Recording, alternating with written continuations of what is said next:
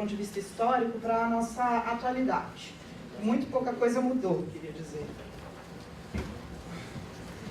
Então, a cobertura de mídia e drogas geralmente foca dessas duas principais questões. Trata a questão das drogas como uma questão de polícia, ligada ao tráfico e à violência, ou como um problema moral. Quando vai falar de maconha, que geralmente são as coberturas positivas, trata então da questão da maconha medicinal, ou então em forma de chacota. Eu acho que precisa ter, toda cobertura jornalística precisa ter um contexto, né? Então, quando você vai fazer uma reportagem, você precisa dar contexto para aquela história. Então, é muito importante você trazer dados. Então, eu queria dar para vocês alguns dados sobre a questão da mídia. Aqui no Brasil, a gente tem um processo de encarceramento em massa, e o tráfico é o principal motor desse encarceramento em massa. Nós somos o 4º ou 5º país, dependendo dos dados que são utilizados, que encarceram gente no mundo. Já temos mais, mas desde que foi feita a pesquisa, 668 mil pessoas encarceradas para 394 mil vagas, ou seja, tem muita gente em pouco espaço. Aqui no Brasil, o que tem se feito para desencarcerar ou para melhorar a situação do encarceramento em massa é construir presídio, o que não adianta nada, né? Porque nem se você construísse um montão de presídio ia dar conta. A gente não quer isso, não é isso que a gente quer aprimorar a situação das drogas. E aí, esse daí é um panorama sobre o tráfico de drogas no Brasil. Então, 32% das pessoas que estão presas por tráfico de drogas. Que perfil tem essas pessoas? Quando a gente vai a campo fazer uma reportagem, a gente tem que saber essas coisas, né? Bom, é uma questão de público preferencial que vai ser encarcerado por causa disso. Então, são as pessoas mais pobres e as pessoas negras. 61% da população carcerária no Brasil é negra. E, geralmente, a gente não faz essa conexão com uma situação horrível, que é o fato de que 70% das pessoas que são assassinadas no Brasil são jovens negros, né? Uma boa cobertura também precisa considerar a legislação. Então, aqui no Brasil a gente tem a lei de drogas, acho que as meninas vão explicar melhor, né, sobre isso, que teve uma mudança em 2006 que levou, então, a fazer uma distinção, mas que não é uma distinção clara entre usuários e traficantes, que ao invés de funcionar para não prender pessoas que usam entorpecentes, serviu para enquadrar todo mundo em tráfico, mais ou menos isso, depois as meninas falam melhor. Então, entre 2005 e 2017, teve um aumento em números absolutos de 480% no encarceramento por tráfico. Uma boa cobertura também tem que entender que a questão das drogas sempre se refere a várias vulnerabilidades. É complexo, então a gente não pode simplesmente pegar aquela coisa, questão factual que acontece, fazer a nossa reportagem e achar que isso está completo. Não. O que leva uma pessoa à dependência, ou o que leva uma pessoa a ter que trabalhar para o tráfico, são várias questões de vulnerabilidade que precisam ser consideradas para uma boa reportagem. Uma das mais complexas é a questão do crack, né? Porque são pessoas que... O crack, a Cracolândia, quando existia naquele lugar lá, e agora mudou de lugar, é o que sintetiza o que há de mais problemático na nossa sociedade. Não as pessoas, mas a situação que leva aquelas pessoas para lá. Então, geralmente as pessoas que são dependentes de crack não têm ninguém, não têm amigos, não têm parentes, geralmente são egressos do sistema prisional e se sentem abandonados, né? E aí, às vezes, o crack é o único vínculo que essas pessoas têm com a vida, na verdade. E aí, se você vem com um programa como o prefeito João Dória quer, que é de abstinência dessas pessoas, de levar as pessoas obrigatoriamente para fazer tratamento nas clínicas, você pode estar matando essas pessoas ao invés de curando essas pessoas, como tenta se vender a propaganda, né? Aí eu queria que funcionasse. Espera aí, gente, eu queria pedir para vocês verem.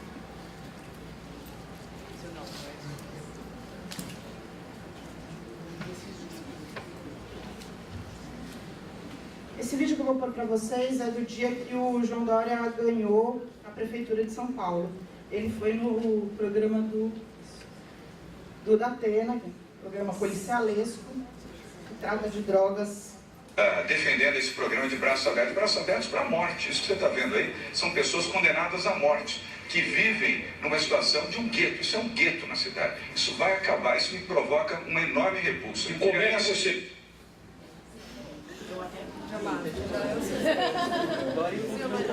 Ele prometeu e ele foi lá e fez, né? Quer dizer, ele disse que ia acabar com a Cracolândia, obviamente que botar centenas de policiais para dispersar as pessoas não adianta nada, né?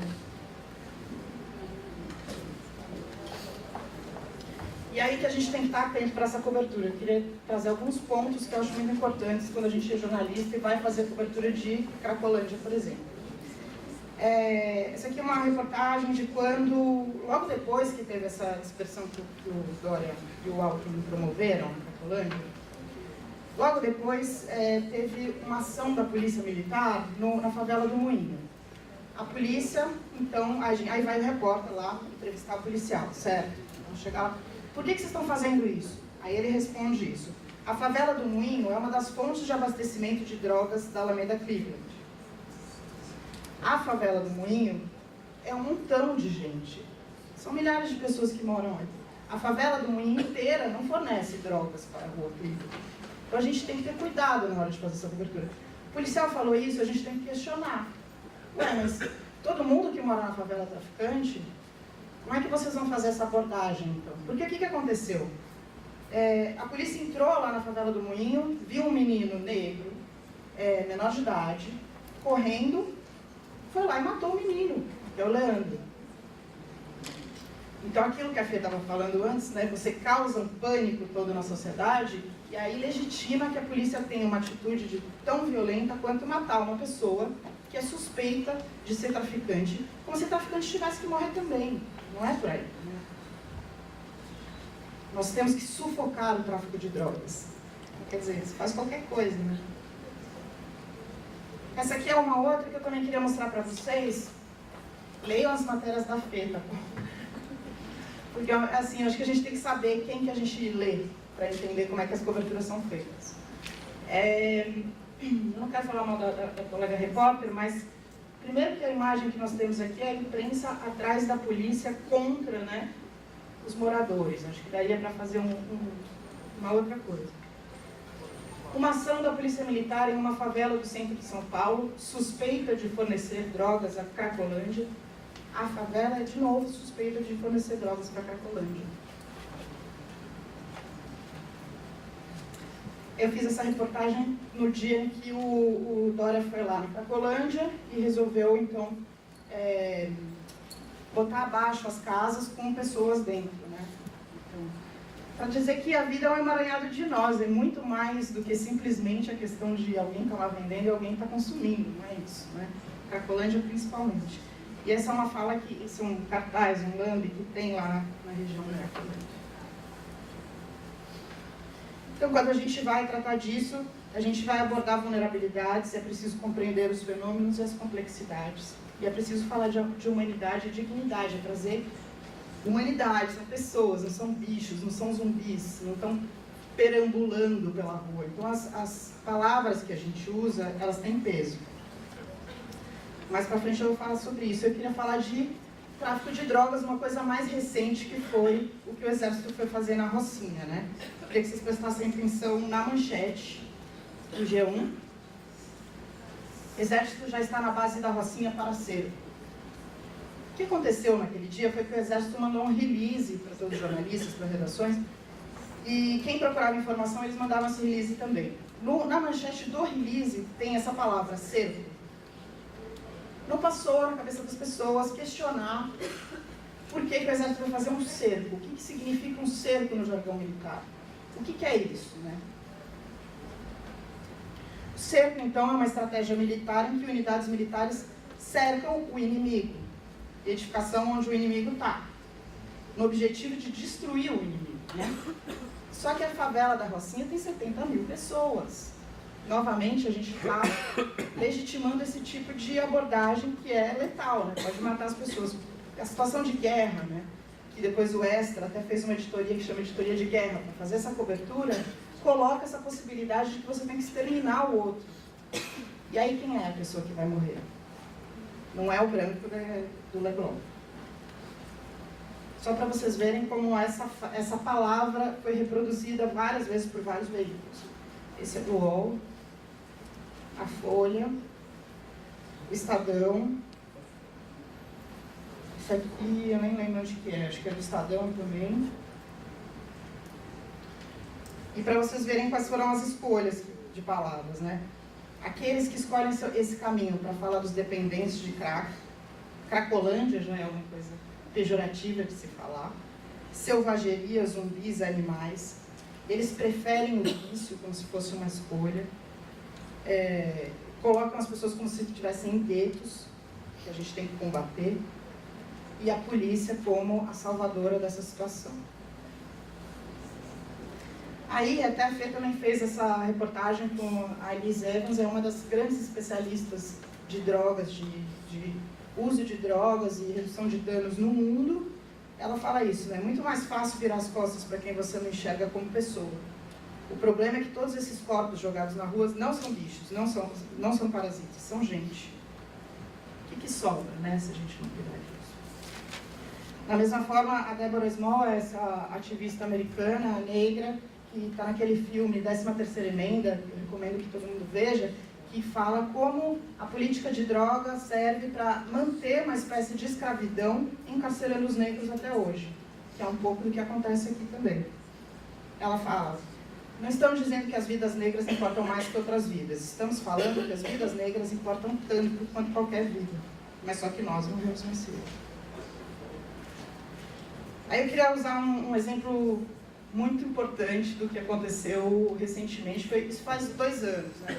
Vocês lembram do caso das meninas do Piauí que sofreram um estupro coletivo?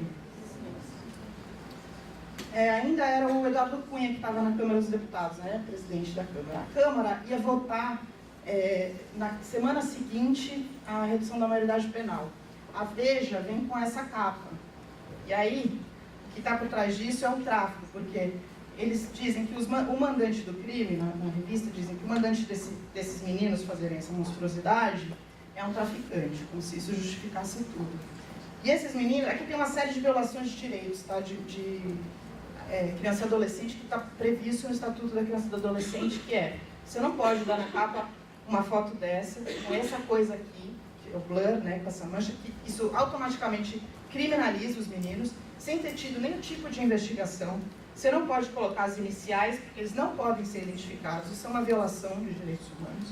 E você muito menos pode colocar isso aqui. Eles estupraram, torturaram, desfiguraram e mataram. Vão ficar impunes? Você não pode supor que eles fizeram isso, muito menos que eles vão ficar impunes, porque Fundação Casa é punível, não é brincadeira.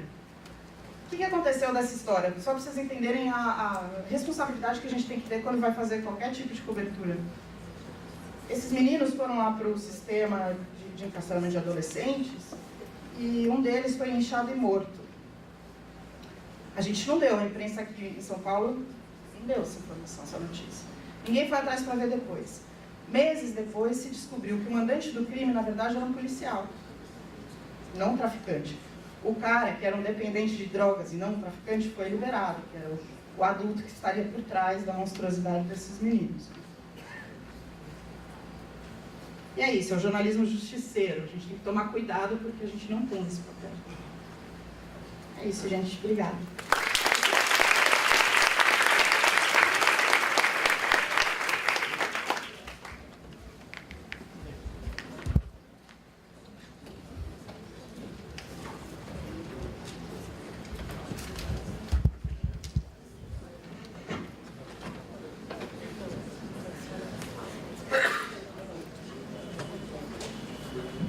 Continuando aqui a nossa apresentação, no jornalismo investigativo, narcotráfico e políticas antidrogas na América Latina. Quem fala agora é a Gabriela Muncal, jornalista, integrante da organização do coletivo Desentropecendo a Razão, organizadora da Marcha da Maconha. Gabriela. Alô. Gente, boa noite. Obrigada aí pelo convite. Eu também fui estudante daqui. Também já ajudei a organizar a Semana de Jornalismo. Na minha época não tinha camiseta, achei mais chique. Então é interessante, né, voltar para cá depois de vários anos, estar nesse lugar. Agradeço aí o convite. Como eu já fui apresentada, né, meu nome é Gabriela, eu sou jornalista e eu faço parte de um coletivo que se chama Desentorpecendo a Razão, a sigla é DAR, coletivo DAR.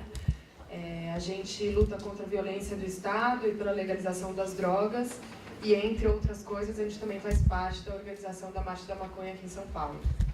Então, eu venho como jornalista e como ex-aluna da PUC, mas eu acho que, mais que qualquer coisa, eu venho como ativista desse tema da política de drogas, né? Porque é aí que está, de fato, a minha relação com esse debate, assim, de forma mais aprofundada. E aí eu queria começar minha fala fazendo uma citação do Eduardo Galeano, imagino que vocês conhecem, né? Que eu gosto muito desse escritor uruguaio. Ele fala o seguinte: as guerras mentem. Nenhuma guerra tem a honestidade de confessar, eu mato para roubar. As guerras sempre invocam nobres motivos.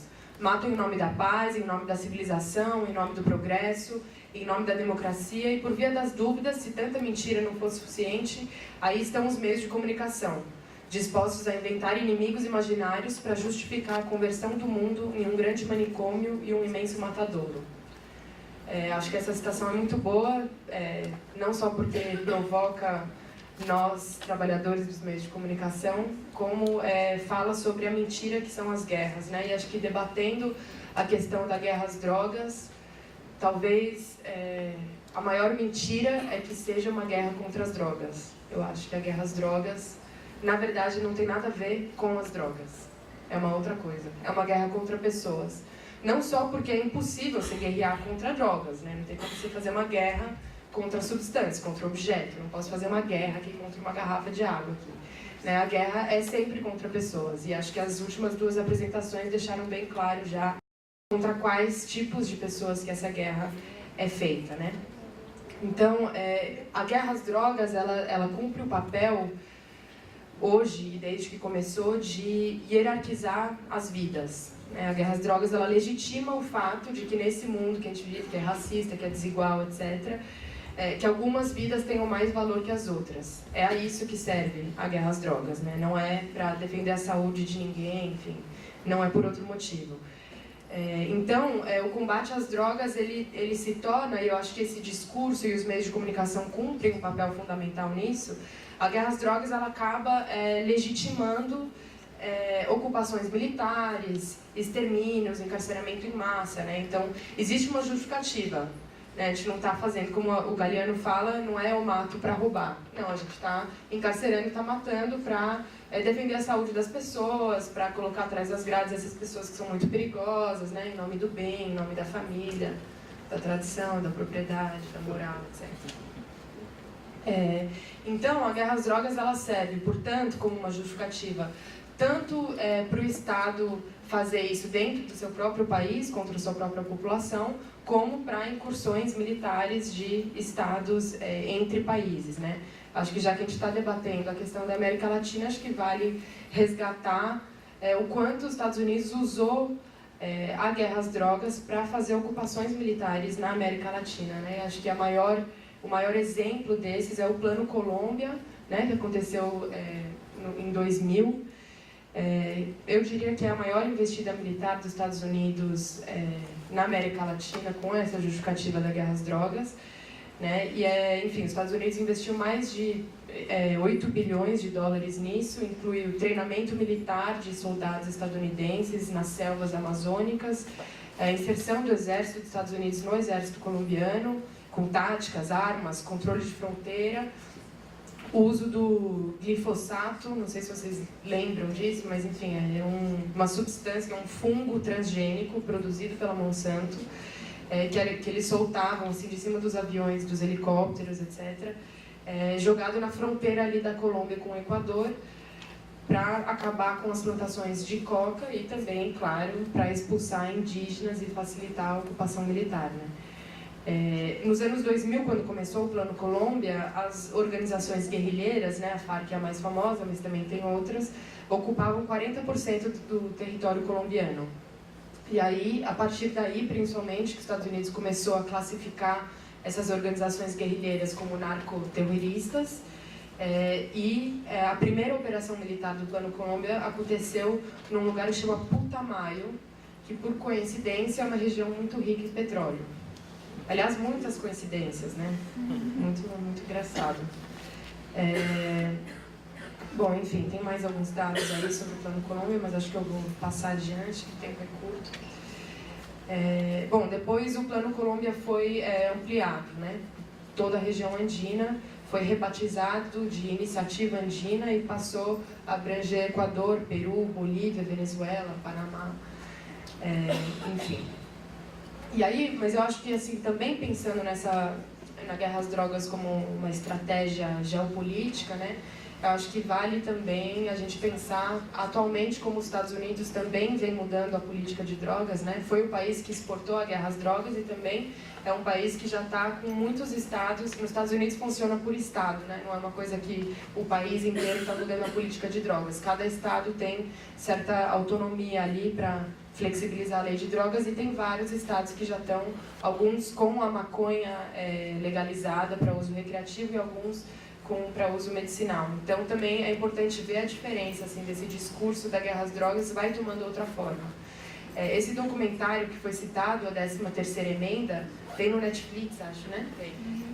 Eu recomendo muito também esse documentário, porque ele faz um histórico assim, da escravidão até os dias de hoje e no final do filme, não vou contar o final do filme, mas no final ele traz algumas perguntas que acho que são muito interessantes assim, da gente pensar, né? As coisas estão mudando, a guerra às drogas de fato está sendo flexibilizada em alguns lugares, mas é claro que o controle do Estado sobre essas populações não é algo que está mudando, na verdade ele vai mudando de forma. Então acho que o documentário traz algumas questões de que forma que isso está tomando agora. Ai meu Deus, papelzinho. Bom, então passando assim para o Brasil, né? Então a gente vive num país racista, obviamente, né? A gente sabe, é só olhar em volta e ver a quantidade de pessoas negras, né? Nessa universidade, né? Cuja lei de drogas está vigente. Essa lei de drogas, a última mudança foi em 2006. E aí determinou o quê? Que o uso de drogas continua sendo crime, mas não é mais penalizado com cadeia, e que o tráfico de drogas não só continua sendo crime, como passa a ser mais penalizado ainda. Aumenta o número de anos de prisão e passa a ser considerado crime hediondo. Isso significa que a pessoa que é acusada de tráfico não pode esperar o julgamento em liberdade, né? E aí, já passaram esse dado, né? Mas de 2006 para cá, que foi quando essa lei de drogas mudou, a população carcerária aumentou 480%. Então, o que acontece? Não tem nada que defina, por exemplo, quantidade, a diferença entre usuário e traficante. Então, na prática, o que acontece, quem decide, se você for pego com um baseado, por exemplo, quem decide se você vai ser considerado usuário ou traficante é o policial, o delegado, o juiz. Então, assim, na prática, né, quem é preto, pobre é traficante, quem é rico e branco é usuário.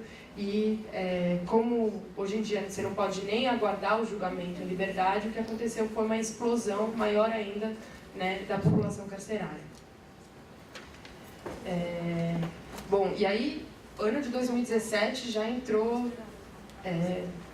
com sangue, né? Já logo no dia 1º de janeiro aconteceu o maior massacre do sistema penitenciário desde o Carandiru, imagino que todo mundo deve estar lembrado.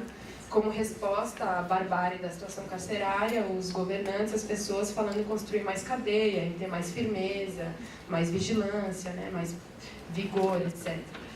Na época, né, no começo do ano, o nosso ministro da Justiça era o Alexandre de Moraes. Alguns meses antes da chacina acontecer, o Alexandre de Moraes estava no Paraguai, ridiculamente capinando um pé de maconha. Não sei se vocês já viram isso. esse vídeo, vale a pena mesmo, vale a pena mesmo. Ele pega um facão, assim, é muito patético, e realmente, enfim, isso. Então, alguns meses antes desses massacres acontecerem, o ministro da Justiça estava no Paraguai, capinando o pé de maconha, dando entrevista, falando que ele iria extirpar a maconha do continente, não nem do Brasil, né? Da América mesmo, assim, né? Fazendo o Brasil passar vergonha internacionalmente, no mínimo, né? Enfim, então esse é o tipo de gente, né, que está lidando com isso. Depois ele foi para o Supremo, inclusive ele herdou, eu não sei se vocês lembram, mas em 2015 o Supremo começou a julgar uma ação sobre a questão do porte de drogas no Brasil, que seria inconstitucional proibir o porte de drogas no Brasil, qualquer droga, né? E aí eles começaram a julgar isso. Aí 2 ministros falaram que achavam que era inconstitucional mesmo. E o terceiro era o Teori Zavascki, falou que pediu para adiar, pediu vistas do processo, né? Então paralisou o processo aí. Depois o avião dele foi caído, porque ele era relator da Lava Jato. E quem entrou ali no lugar e herdou isso foi o nosso amigo que estava capinando maconha no Paraguai alguns meses antes. Então, esse é um pouco o pé, né, que a gente está. E aí eu gostaria, na verdade, de chamar a atenção, uma coisa que eu queria trocar ideia aqui, é sobre a questão de usuário e traficante. Eu queria, na verdade, inclusive perguntar assim, para vocês se vocês acham que faz sentido a gente fazer essa diferenciação entre usuário e traficante. E quem ganha e quem que perde com essa classificação subjetiva e vaga que muitas vezes a gente reproduz, né, de forma automática. Porque quando se fala traficante, né, a primeira coisa que vem à cabeça é a figura de um homem, provavelmente jovem, provavelmente pobre, perigoso, né, morador de periferia, armado, vai com uma havaiana e sem camisa, e com a camisa dele amarrada na cabeça, né? Acho que essa é a figura, assim, do traficante. Se você pergunta, né, para alguém na rua, como que você vê um traficante, acho que pensa nisso, né? E essa figura é uma figura que traz medo, né? E o medo é um sentimento muito útil para a legitimação de guerras. Acho que as 2 falas que me antecederam tocaram bastante nisso, né? Há um tempo atrás era o medo do comunista, hoje em dia é o medo do terrorista, né, o medo do traficante. Então, aqui serve essa figura e esses medos, né, que colocam na sociedade. Então, assim, se a gente levar em conta toda a rede de pessoas envolvidas na enorme economia das drogas, a gente vai perceber que essa figura, senso comum do traficante, que é construída, martelada diariamente e tal, ela esconde um debate mais aprofundado de como, na verdade, são muito mais complexas e fluídas as relações e os papéis das pessoas nessa rede, nessa economia das drogas, né? Quer dizer, tem os chamados usuários, tem os cultivadores urbanos, tem os camponeses, tem os atacadistas, as mulas, vendedores varejistas, aviãozinho, fogueteiro, gerente, político, juiz, policial, né, governador do estado, né, etc. Então, assim, é uma rede muito complexa e, no entanto, quem tem essa figura, né, essa etiqueta de traficante é só um pedacinho, né, dessa grande e complexa rede. Então, é isso. Eu acho que cabe a nós, né, enquanto jornalistas, mas não só enquanto jornalistas, enquanto pessoas que têm esse tipo de conversa na mesa de jantar, no boteco, na rua, em qualquer lugar, se questionar um pouco assim, do que é o traficante, do que é o usuário, né? Então, quando a gente reivindica ser respeitado só como usuário, será que a gente está legitimando o desrespeito a quem é considerado, nessa sociedade desigual, racista, como traficante? Quando a gente reivindica a liberdade de usuário, a gente está legitimando a prisão de traficante? Acho que essa dicotomia entre usuário e traficante, entre bonzinho e mauzinho, né, é muito útil também para a guerra às drogas. Tão útil quanto o medo que é construído em torno disso, né? Quer dizer, o usuário que vende para sustentar o seu consumo, ele é traficante ou usuário? o sujeito que usa a maconha para aliviar as dores de uma doença que ele tem, mas também se diverte, ele é usuário recreativo ou medicinal? Quando um amigo faz um corre de maconha e depois pega e distribui para os outros amigos que também querem, ele é usuário ou ele é traficante? Acho que as coisas são um pouco mais complexas. E aí, acho que uma coisa importante assim, ressaltar, isso não quer dizer que eu tenha qualquer simpatia por traficantes que estão no alto, né, da pirâmide luxuosa da economia ilegal do tráfico de drogas. Eu não tenho nenhuma solidariedade pelo ex-deputado Gustavo Berrella, que é dono daquele helicóptero lá que foi apreendido em 2013 com 450 quilos de cocaína.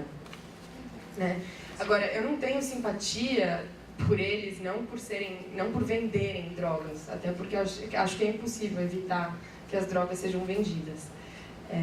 A questão é que são mega capitalistas que lucram com a exploração do mercado violento, Acho que está aí o problema, Então, acho que a questão não é ser contra a venda de drogas, mas é ser contra a proibição das drogas, porque a proibição das drogas, na verdade, é a verdadeira causa da violência que envolve esse mercado, E é por isso que eu acho que é insuficiente a gente defender apenas a descriminalização do usuário. Isso é um discurso que aparece muito, inclusive isso também aparece em várias legislações de países aí da América Latina. É insuficiente, Porque o que a gente está falando é da proibição das drogas como um pretexto para o encarceramento em massa, como um pretexto para matar as pessoas, como um pretexto para ocupações militares, Então, se legalizar só a maconha, não resolve, porque a guerra continua em relação às outras drogas. Ou se descriminalizar só o usuário, também não resolve, porque aí vai continuar a guerra ao tráfico, ao traficante, E, enfim, acho que são mudanças de forma que, na verdade, mantém tudo igual. Eu tenho menos de 5 minutos, é isso? 7 minutos. Tá bom, deixa eu pensar como que eu vou aproveitar muito bem isso aqui. Bom, eu só queria falar do Uruguai, Teve o videozinho do cara que falou ali no início, mas eu acho que, pensando em política de drogas na América Latina, digamos que é o país que mais dá um sorriso no rosto e tal. Realmente é o primeiro país no mundo, a legalizar totalmente a produção e a venda da maconha, inclusive para uso recreativo e tal. Mas eu não sei se vocês estão atualizados, está rolando um impasse feio ali, por causa dos bancos. Tipo, menos de 2 meses depois que começou a venda da maconha nas farmácias lá do Uruguai, o que aconteceu foi que... O que aconteceu foi que alguns bancos disseram que não iam mais permitir que aquelas farmácias, acho que são só 15 farmácias que estão vendendo, não iam permitir porque são bancos internacionais, então as farmácias não poderiam mais ter contas nesses bancos.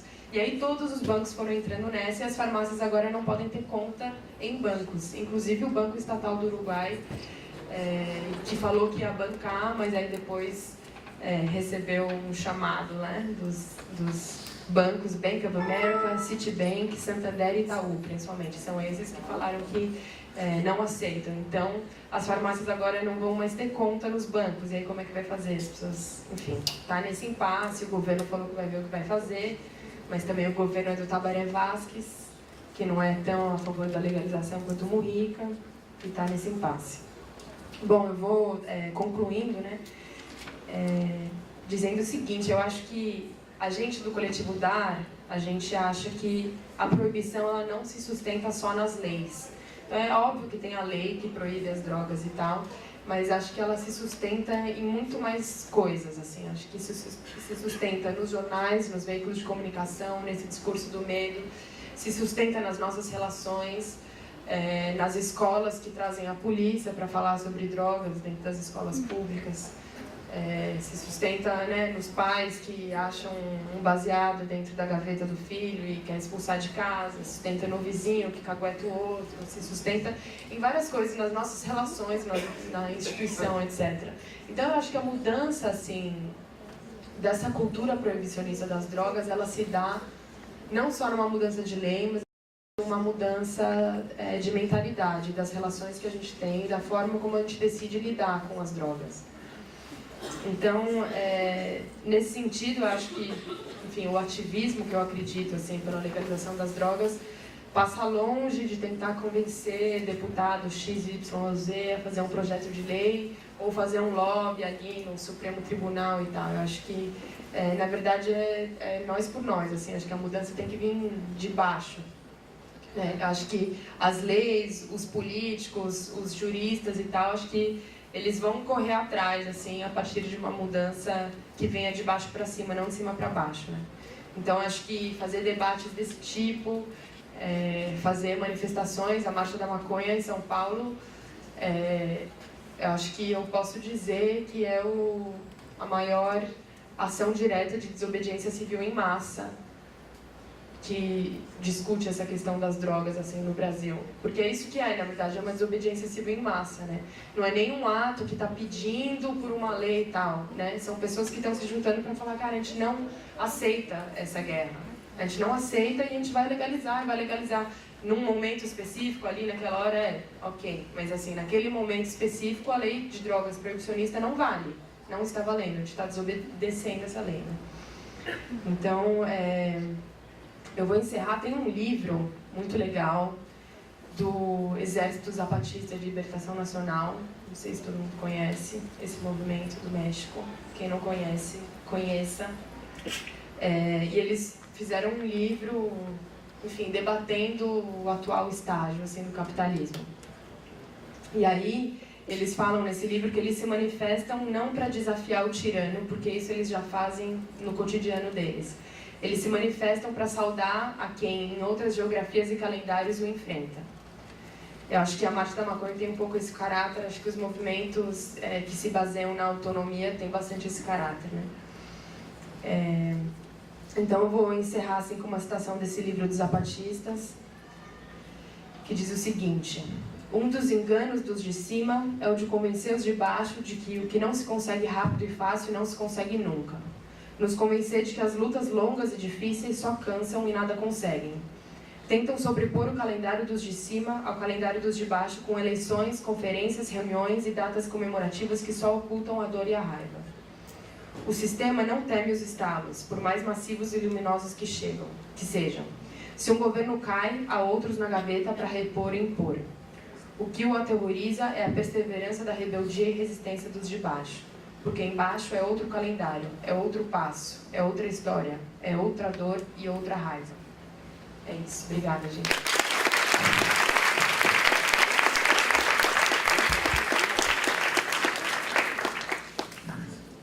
Agora nós passamos para a fala da Lúcia Sestocas, do Instituto Terra, Trabalho e Cidadania. Lúcia.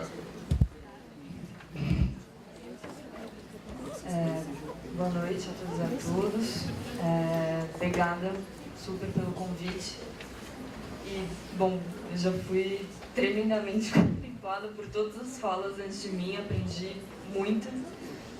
E, na verdade, quando o João comentou, né, de vir participar da mesa, eu fiquei... Putz, eu não sou jornalista. Foi mal. Mas o que será que dá para casar, né, com o trabalho que eu tenho? Eu trabalho numa ONG com mulheres em conflito com a lei. A enorme maioria por conta de tráfico de drogas. E aí eu fiquei pensando que uma coisa que me chama muito a atenção no jornalismo e que eu acho que a gente se depara no trabalho cotidiano lá é a questão da narrativa, né? Que está presente no jornalismo o tempo inteiro, óbvio, mas está presente no direito, por exemplo, que vai, querendo ou não, decidir, né, muito da vida dessas pessoas que caem na malha da justiça criminal. E eu disse assim, puxa, isso é uma coisa que me chama a atenção. Eu acho que talvez seja isso que eu posso contribuir assim, para o debate nesse momento, com um olhar bem de estranhamento, né? E aí eu fico pensando, bom, no ITDC existe um trabalho de 15 anos que é dentro do cárcere feminino, que é falar com as mulheres que são migrantes que estão presas lá dentro, e, enfim, a esmagadora maioria, são uns 90%, é acusação por tráfico de drogas. E aí a primeira coisa que me chama atenção ali, principalmente quando a gente vai fazer estudo de sentença de juiz, ou mesmo estudo de acusação de promotor, estudo de defesa de defensor, estou falando no masculino meio que de propósito, porque a esmagadora maioria dessa galera é homem mesmo. E tem muito essa narrativa de casar tráfico de drogas com migração, que eu acho que foi uma das primeiras coisas que você falou, que eu fiquei assim, nossa, de fato é uma coisa que a gente vê muito, né? Você criminalizar uma coisa a partir da outra, né? Você tem uma criminalização imensa do hemisfério sul, global, por conta de tráfico de drogas. Então, não à toa, foi o que você falou, Fernanda, é China, é América Latina, é África, toda essa galera é encarada como traficante pela Polícia Federal, não só do Brasil, mas de vários países. Acho que Estados Unidos está aí para mostrar isso ostensivamente, né? E aí, por conta da gente ver essa análise recorrente de órgãos oficiais, a gente vê na prática que, não só a gente vê na prática, né, mas a gente tem dado oficial, você tem um FOPEM aí saindo ainda de novo, que quase 70% das mulheres são presas por tráfico de drogas, você tem, esse percentual é bem menor nos homens, mas em termos gerais, você tem quase ali, tá pau a pau com crimes patrimoniais, é um dos maiores motivos pelo encarceramento que a gente tem hoje. Eu acho que o que vocês colocaram também, que já colocaram, que eu também tinha listado para falar, mas a lei de drogas, desde 2006, ela provocou um verdadeiro, né, descompasso nesse encarceramento por drogas. Então, o encarceramento, em geral, aumentou 400%, por drogas, ele aumentou 350%. Quando a gente fala de mulher, aumentou mais ainda, em termos percentuais. Então, isso tudo foi mostrando pra gente que é necessário, quando a gente está falando de justiça criminal, a gente pensar um pouco sobre política de drogas. Justamente por entender que hoje é uma justificativa para encarceramento, para segurança pública, para a justiça criminal atuar. E eu acho que a gente tem que ter em mente que é isso, é uma justificativa que hoje opera. Qual que foi o esforço, então, que lá dentro do Instituto a gente tentou fazer? Ok, a gente entendeu que políticas proibicionistas causam, né? Então, Filipinas acho que é o maior exemplo atual que a gente tem hoje, com nível pena de morte para pessoas que traficam e para pessoas que fazem uso. E aí a gente foi pesquisar um pouco sobre o que são esses países que legalizaram, que descriminalizaram, que despenalizaram. E eu acho que foi muito interessante ter esse vídeo logo no começo, porque eu acho que ele solta várias coisas que a gente viu nesse levantamento que foram fatores problematizantes para a gente, né? A primeira coisa foi que as legislações que estavam disponíveis para a gente estudar era principalmente de Europa e de América. E aí a gente listou 36 países que tinham algum tipo dessas leis operando, né? Então, ou legalização, ou descriminalização, ou despenalização. É ok falar disso? Ou é muito juridiquês? Faz sentido a diferenciação entre cada uma? Tá. O que a gente tentou? A gente encontrou 36 países. E aí, a partir deles, a gente fez assim, bom, e o que acontece com o encarceramento desses países desde que eles adotaram essas políticas? A gente tem a experiência do Brasil, né? Desde 2006 até agora, a gente teve uma explosão de encarceramento geral e uma explosão de encarceramento por questões relacionadas a drogas. E o que a gente achou, que foi meio um misto de tristeza, surpresa e, bom, o que a gente vê agora, é que desses 36 países que adotaram legislações mais flexíveis com drogas, digamos assim, 19 aumentaram o encarceramento. Sendo que 3 deles a gente não conseguiu analisar porque era muito recente. O Uruguai foi um deles, que foi uma legalização em 2013, uma regulamentação. Né? E a gente falou assim, puta, de 36, excluímos 3, 33, 19 aumentaram? Que merda, né? Tipo, pô, era nisso que a gente estava apostando muito, na merda das leis, né? E aí, um estudo um pouco mais aprofundado foi mostrar pra gente que essa flexibilização, então, esse olhar mais tolerante com drogas, ele estava focado principalmente no uso e principalmente no uso da maconha. Então, aí você já vê um tipo de recorte que é feito quando a gente está falando de legislação. Se a gente for fazer essa análise no Brasil, a gente está claramente falando de um recorte racial e de classe, né? Aí, bom, a partir daí é que a gente foi ver o que acontece com a legislação relacionada ao tráfico. E, bom, logicamente não era muito uma surpresa, mas, enfim, para nossa surpresa, a maioria delas tinha um endurecimento da legislação relacionada ao tráfico de drogas. E isso gerava, em grande parte das vezes, o Brasil o Brasil é um grande exemplo disso, mas gerava um aumento gigantesco do encarceramento.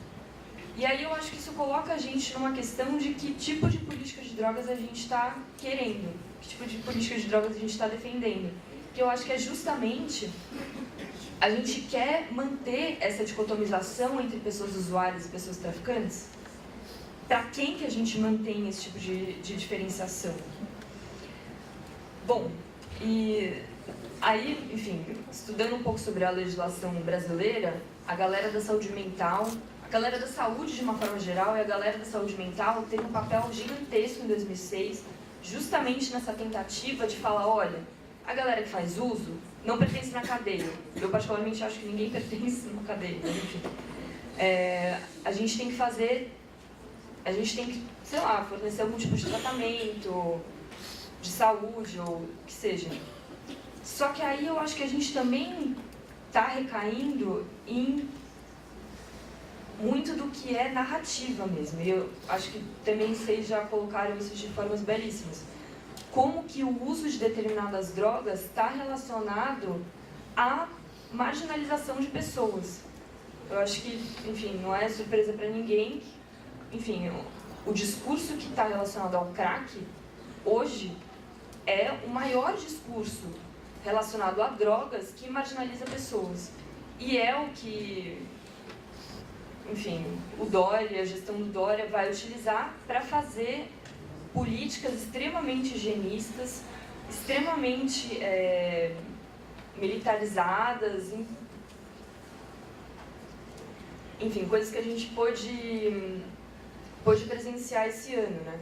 Então, acho que às vezes parece que quando a gente está falando de drogas, a gente não tem muito para onde fugir, né? Se a gente está falando de uso, a gente cai em alguns estigmas muito fortes. Se a gente está falando de tráfico, a gente cai em outros estigmas muito fortes. E aí eu acho que vem a questão que, para mim, eu aprendi muito com companheiros e companheiras de outras organizações. A Iniciativa Negra por uma Nova Política de Drogas colocou isso de uma forma que eu nunca tinha pensado, né? Não tem a ver com a substância. Tem a ver com o intuito que está por detrás disso. Essas políticas higienistas e políticas criminalizadoras, elas existem muito antes da guerra às drogas, e eu acho que o desespero é a gente saber como que elas vão operar depois que essa guerra às drogas tomar outros rumos. Então é isso, os Estados Unidos já descobriu que esse é um mercado muito lucrativo. E eles não fazem questão nenhuma de esconder isso. Só que aparentemente só eles que podem usar esse mercado muito lucrativo, porque essa ainda é a desculpa que eles usam para barrar migrantes latinos, para barrar migrantes africanos, para barrar migrantes asiáticos. É a guerra às drogas. Então, né, a gente tem aí o mercado operando também. E, bom, quanto tempo você quer? 6 minutos. Tá. É que eu queria passar um vídeo, na verdade, que é um vídeo que a gente coletou muitas histórias de muitas mulheres, de narrativas sobre a questão de drogas, principalmente dentro do sistema de justiça criminal e dentro do sistema de segurança pública. E é impressionante como são recorrentes relatos de violações que são muito parecidos.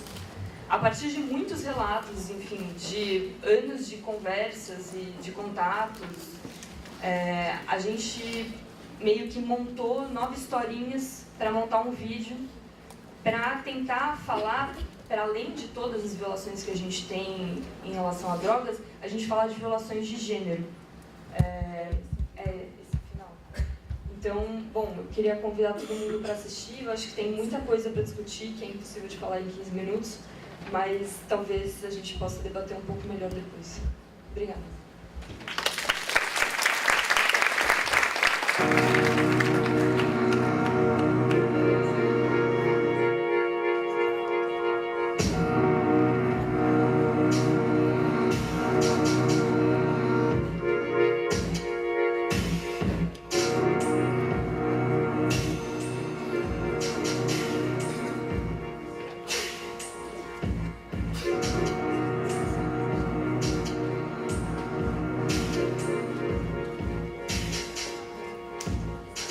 Levei minha neta para visitar a mãe dela.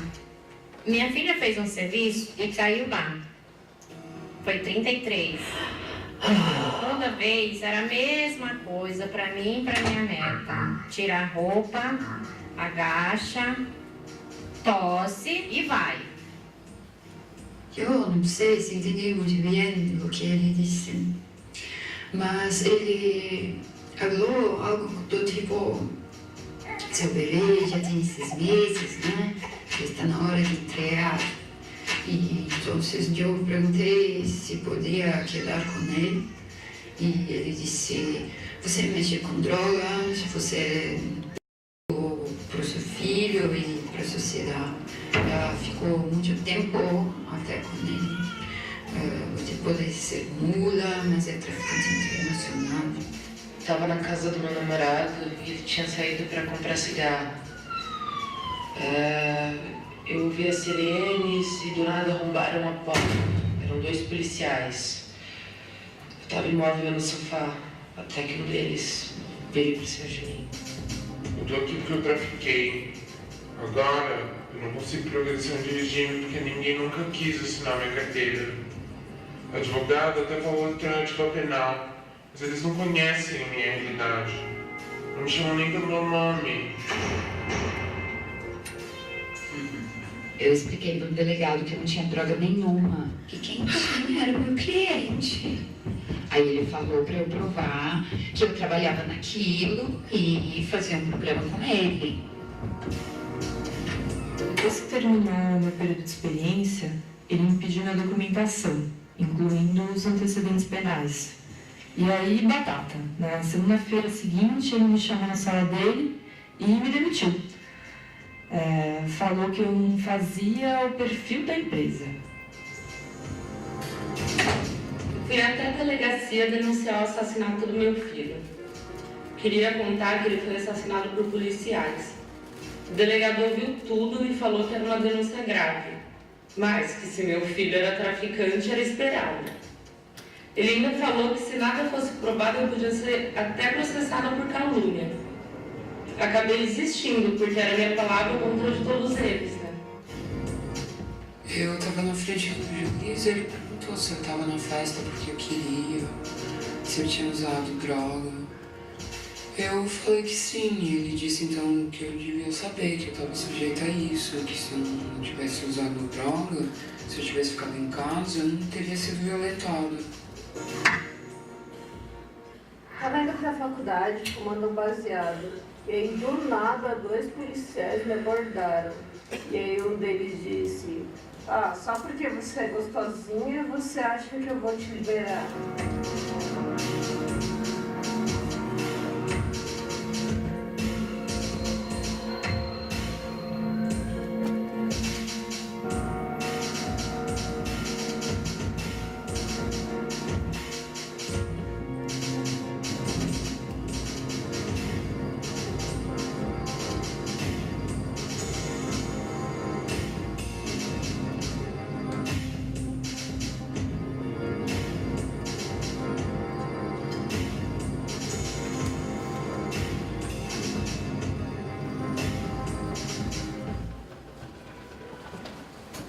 Lúcia vai fechar a fala dela? Pois não, Luciana. Na verdade, acho que só para concluir mesmo, era meio que convidar a gente a refletir como que uma narrativa inteira muda quando a gente traz o tema de drogas à tona, né? Então, como que de fato, esses relatos aconteceram? Então, como que uma mulher ouve de um juiz que, então ela devia esperar que alguma coisa ia acontecer porque ela estava drogada na festa? Ou como que você ter feito, você ter trabalhado em um comércio de drogas, seja pontual, seja contínuo, né, um elemento legitimador de 1 milhão de violações acontecerem com vocês. Então, como que a gente trabalha esse tipo de narrativa, né? E como que a gente problematiza ela? Bom, acho que era mais isso que eu queria falar.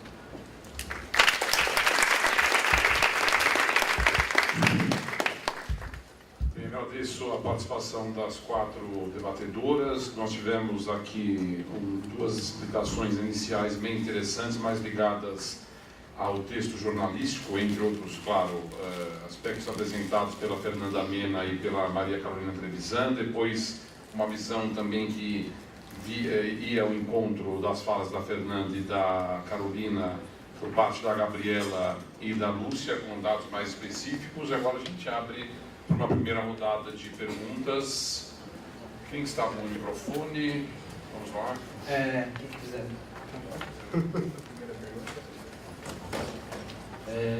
Primeiro eu queria parabenizar a organização e toda a mesa. E a minha pergunta é mais no âmbito econômico, do que seria a liberação das drogas, de como se daria a migração do comércio ilegal para o comércio legal e qual seria o papel do Estado no controle do mercado e da iniciativa privada. Segunda pergunta. Como você chama? Augusto. Se você puder falar o nome do livro também, que eu acho que você não falou. Eu tenho a mesma pergunta dele. Eu queria saber primeiro o nome do livro que você mencionou. E depois eu tenho uma pergunta para a Fernanda. Eu sou a Mariana, também faço jornalismo aqui, estou no final do curso. Eu queria saber, para você que atua em um jornal, um veículo hegemônico, né? Como que é a sua experiência, um pouco sobre o que a Carol falou, né? Da escolha de palavras, como é político, né? O vocabulário que o jornalista escolhe para esse tipo de cobertura. Então eu queria que você contasse um pouco sobre a experiência de cobrir esse assunto, né, num veículo hegemônico.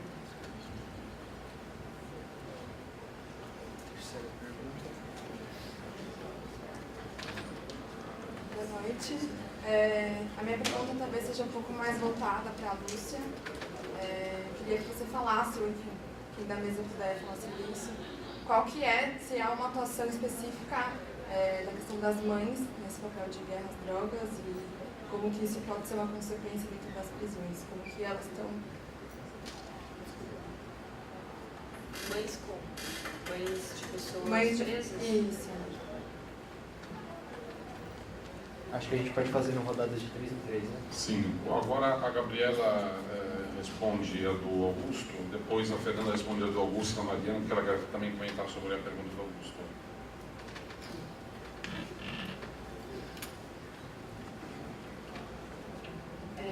Então, primeiro falar o nome do livro. Na verdade, esse livro é meio difícil de achar. Ele só tem em espanhol e um amigo meu trouxe do México. Mas o livro dos zapatistas, que eu citei no final da minha fala, né? Chama O Pensamento Crítico Frente à Hidra Capitalista. Eles fazem uma metáfora do capitalismo como se fosse uma hidra, que é aquele monstro que tem várias cabeças, você corta uma cabeça e nascem mais duas, né? Então, mas ainda, se vocês não conseguirem encontrar esse livro, tem o site do Enlace Zapatista, que na verdade é o site do Movimento Zapatista, que tem muitos comunicados, muitos textos, tem várias partes desse livro que estão na internet. Sobre a pergunta do Augusto, qual que é o papel do Estado e como é que seria essa transição, né, do mercado legal para o legal? Isso é uma coisa que está em disputa, não existe uma resposta, né? Na verdade, a gente pode observar, tem vários países que estão mudando as suas políticas de drogas, tem algumas experiências bastante diferentes, né? Nos Estados Unidos, que nem a Lúcia comentou, é uma coisa bem voltada para a questão da iniciativa privada, né? Vários coffee shops, empresas e tal. E no Uruguai a gente poderia ver como um outro tipo de modelo que é de controle do Estado e tal. Ao mesmo tempo, eu acho que essas coisas não são também tão dicotômicas como parecem ser, né? Quer dizer, no caso do Uruguai, por exemplo, fizeram um processo de licitação para que empresas privadas façam a plantação da maconha e tal. E também, no caso dos Estados Unidos, tem uma série de impostos, de taxas que são cobradas para os coffee shops tal, que abrem. Então, enfim, acho que nem Estado, nem mercado são muito flores que se cheiram, assim, na minha modesta opinião. Então, eu acho que o modelo de legalização está em disputa, está sempre em disputa. Aqui no Brasil está bastante em disputa, mas também está bastante longe de acontecer, né? Eu acho que os caminhos, o que tem aparecido com mais força são algumas famílias de pacientes, né, de crianças, por exemplo, que têm epilepsia refratária, que conseguem, por meio da justiça, autorização para importar remédios feitos à base de maconha, né? Eu acho que no Brasil um pouco o caminho assim, da legalização da maconha, e falando só da maconha, né? Porque as outras drogas, eu acho que a gente ainda está há anos-luz. Acho que o debate está realmente pouquíssimo qualificado, inclusive, a respeito disso. Mas eu acho que no Brasil a porta de entrada da legalização acho que está sendo pelo debate medicinal. Mas, enfim, muitas disputas. Até dentro desse âmbito do debate medicinal também são muitas as disputas, né? Porque também querem regular de forma que somente você possa importar um remédio, né? Ou seja, uma cápsula feita pela indústria farmacêutica, né? Para colocar e tentam impedir que haja alguma regulamentação do cultivo em casa. Na verdade, esses óleos de maconha são muito fáceis de fazer, né? Então, eu acredito em alguma regulamentação, algum debate, assim, que, na medida do possível, amplie a autonomia das pessoas sobre a sua própria produção, o seu próprio consumo, né? Então, clubes canábicos, né? Esse tipo de debate da maconha eu estou fazendo, né? Então, que as pessoas possam plantar nas suas casas, que possam ter cooperativas, que possam... Acho que todas as alternativas que a gente conseguir abrir brechas para fugir tanto do controle estrito do Estado, quanto principalmente do mercado, que acho que não precisa nem falar, enfim, que o interesse pelo lucro não é exatamente o interesse pela saúde das pessoas, né? Eu acho que é um caminho interessante, assim, mas é um belo debate, um debate que está em aberto, em disputa. Fernanda? Acho que só para complementar o que a Gabriela falou, já é quase tudo a respeito disso. Você falou um pouco sobre como é que se daria essa transição, né? Os dois casos que existem hoje, que são dos Estados americanos e do Uruguai, se deram de maneiras totalmente antagônicas. No caso do Uruguai, você teve uma determinação do Estado, a partir do que aquele nosso colega jornalista falou no vídeo, houve uma série de casos de violência que sejaram essa política alternativa. E no caso dos Estados Unidos, você teve uma construção mais de baixo para cima, mais consensual na população, de que a maconha não teria tantos problemas, não traria tantos danos à saúde, que permitiu que todos esses estados que legalizaram o uso no mercado recreacional tenham ocorrido por meio de plebiscito, ou seja, as pessoas foram votar e a maioria votante conseguiu que isso mudasse. Outras tentativas que foram feitas na Califórnia, por exemplo, não conseguiram. Tentativas feitas pelo legislativo não tiveram sucesso. A Califórnia só conseguiu legalizar esse mercado agora, junto com as eleições do Trump, quando houve um plebiscito com essa finalidade, cuja maioria decidiu pela legalização desse mercado. E aí tem muitas nuances também interessantes sobre qual que é o papel do Estado, tanto num modelo como no outro. No caso uruguaio, o Estado tem o controle da semente, licita quem vai produzir, determina onde essas pessoas vão produzir, quanto que elas podem produzir, etc, etc. No caso dos Estados Unidos, cada Estado regula de uma maneira, mas além dessa contribuição de impostos, né, dos produtores, um percentual da venda vai para o governo. Alguns estados têm uma determinação de para onde vai o dinheiro carimbado. Esse dinheiro vai para a construção de escolas, esse dinheiro vai para campanhas de prevenção. Tem uma determinação de que não pode ter uma loja a não sei quantos metros de escola. Então, são legislações muito complexas e específicas de cada estado. E o Canadá agora a gente não vai ver para onde que ele vai, né? Parece que talvez seja uma coisa um pouco híbrida entre esses dois extremos, que é uma perspectiva estatal e uma perspectiva de livre mercado. Respondendo à pergunta da Mariana, é interessante essa história de... Eu não sou uma setorista, eu não cubro só política de drogas, tanto que a Carol mostrou um exemplo de uma colega. Mas como é um assunto que eu estudei no mestrado, agora estou fazendo doutorado nesse tema também, eu acabo escrevendo bastante sobre isso. A impressão que eu tenho é que, por exemplo, o caso que você citou da minha colega Mariana, eu acho que é muito mais uma falta de lucidez em relação e de informação por parte do jornalista que está cobrindo.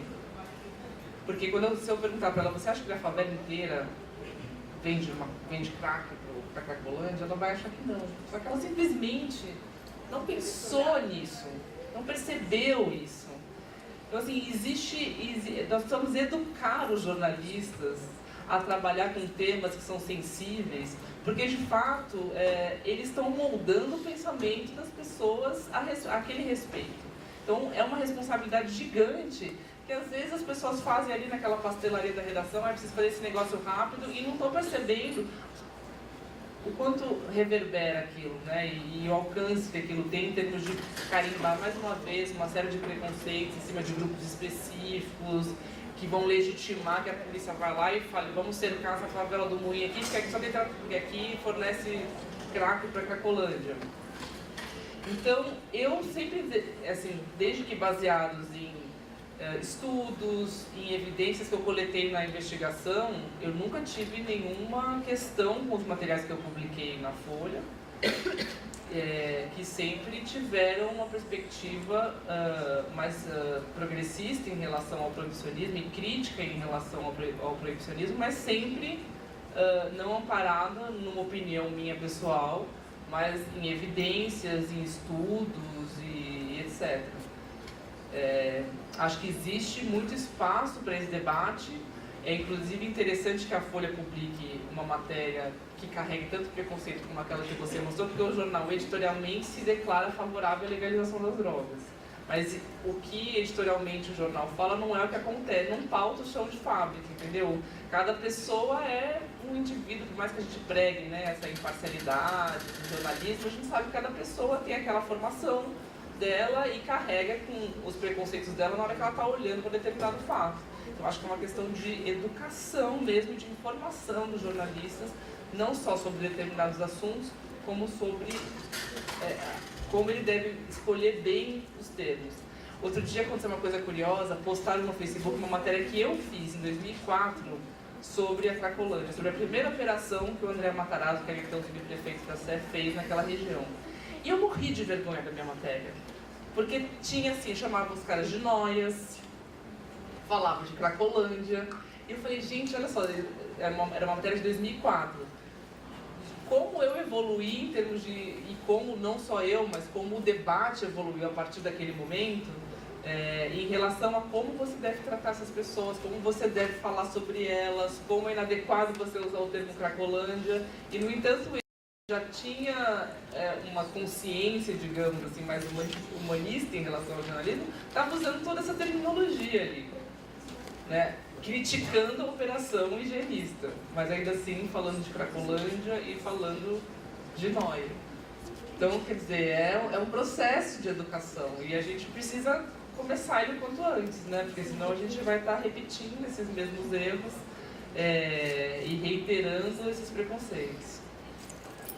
Carolina quer também falar sobre o assunto, Carolina? Só quero complementar. Só para completar o que a Mariana chamou a atenção, eu não escolhi a matéria da nossa colega à toa, assim, eu vi a cobertura. Foi muito ruim mesmo. Eu vi outras reportagens, enfim, e acho que teve sempre esse olhar. A gente tem um perigo muito sério, que é ter como fonte só a polícia. Então você tem que ter muito cuidado com isso. Como que se aquelas pessoas, nessa matéria da Mariana, tinha uma cena em que ela conta que uma mulher estava passando mal e uma ambulância não conseguia chegar até a mulher, porque tinha uma série de coisas no meio da rua que não faziam ela chegar até lá. E aí a polícia estava presente ali. A mulher estava passando mal, a polícia, que é braço do Estado, né, estava lá, e a ambulância não conseguia entrar. E por que a polícia não estava ajudando? Não ocorreu a ela fazer essa pergunta, né? Por quê? Porque ela estava só baseada na fonte da polícia. Isso é um erro comum, porque é muito difícil fazer determinados tipos de entrevista, né?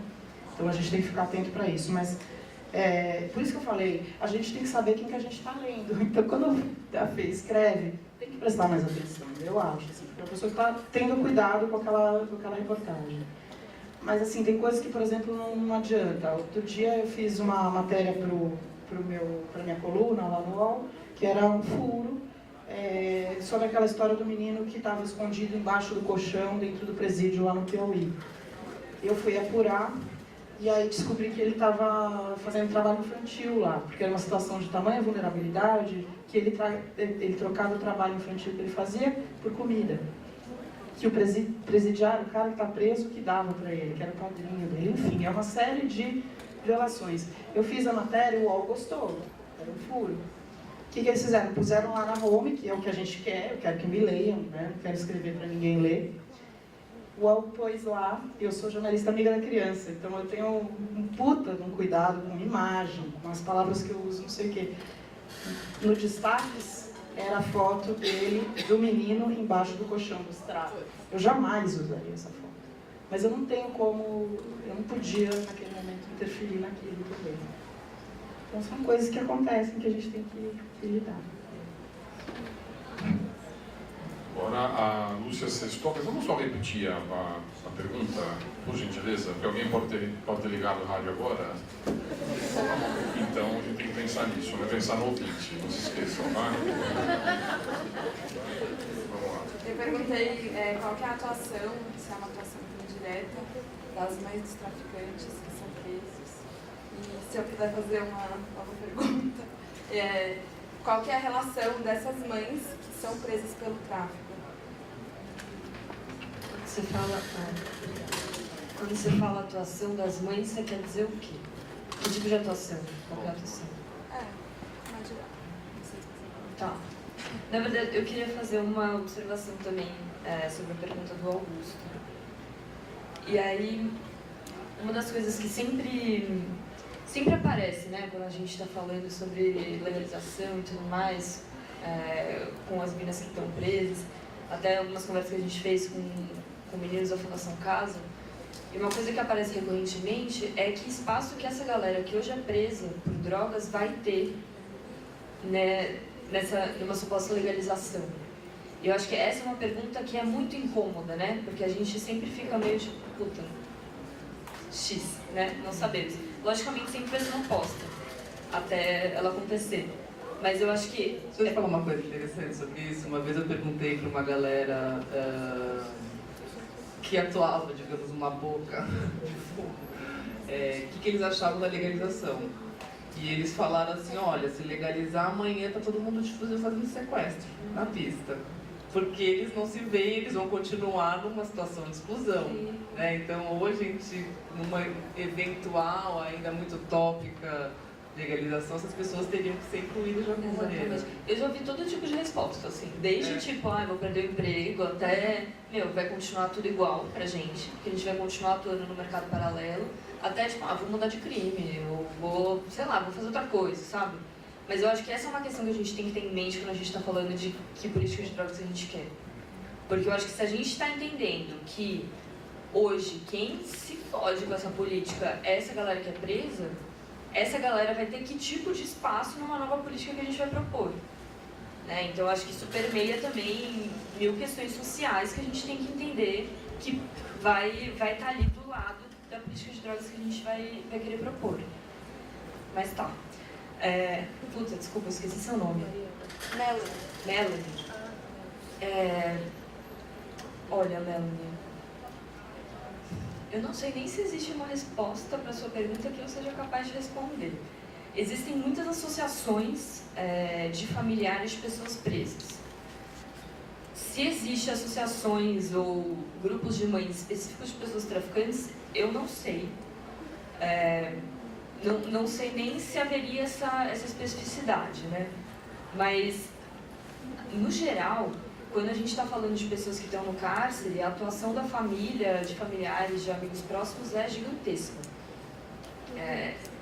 Assim, é essa galera que vai conseguir manter a sociabilidade das pessoas, né, o intra e o extramuros, é a galera que vai levar coisas lá para dentro para a pessoa sobreviver, comida, roupa, produtos de higiene, enfim. Então, acho que a atuação, eu não sei se era esse tipo de atuação que você estava perguntando, mas a atuação dessa galera é muito, muito importante mesmo. E é aí que a gente também se questiona